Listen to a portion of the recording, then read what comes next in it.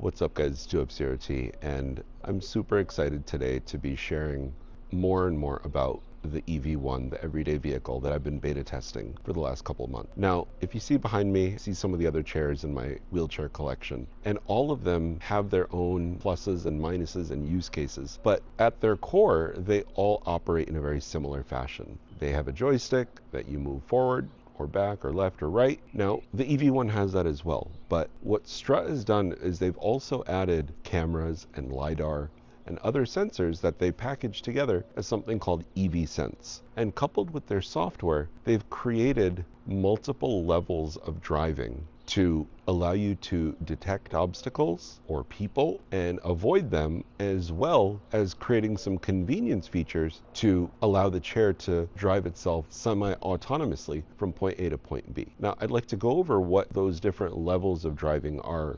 So without further ado, let's jump into it. So our guinea pig today is going to be the featherweight electric chair that you see on your right. And we're going to start with manual mode, which is the most basic level of evSense. And what that does is it does not avoid any obstacles for you, but it does warn you via haptic feedback that it is approaching an obstacle. So I'm just going to drive forward, and you'll see that it knocked right into Freddy, which is what I call my featherweight. And if you're wondering, my EV1's name is Eva. Now, the next level of driving is called Copilot. And what Copilot does is it will not only warn you that you're coming up on an obstacle, but it will actually stop when it gets there. So I'm holding the joystick forward, and it stopped before it came up to it.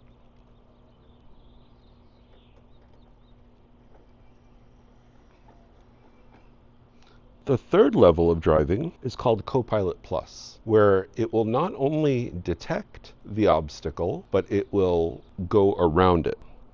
So I'm going to hold the joystick going forward, and you can see the wheels are turning, and it goes around the chair. So now we'll bring it back.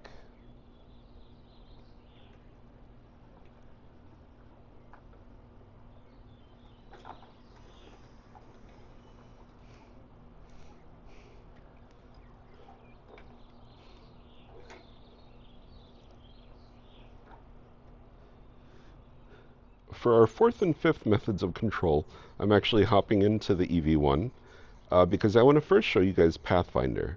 And what that does is it allows you to tap anywhere on the screen, and I'm going to actually tap a location behind Freddy, and it's actually going to take me there.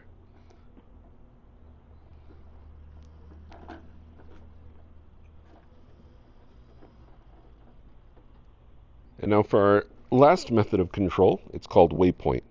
And what I'm going to do there is I'm going to tap on my locations, and I'm going to tap on garage door, and I'm going to say start.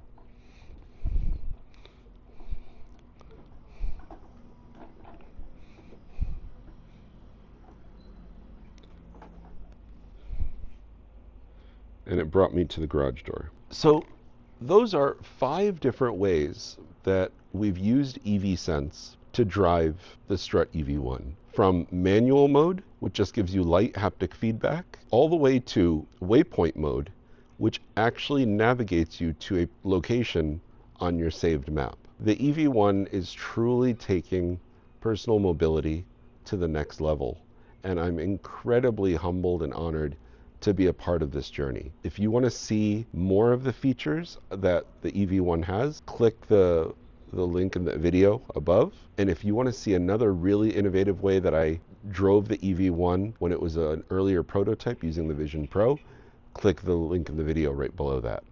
And as always, thank you so much for watching. Catch you on the next one.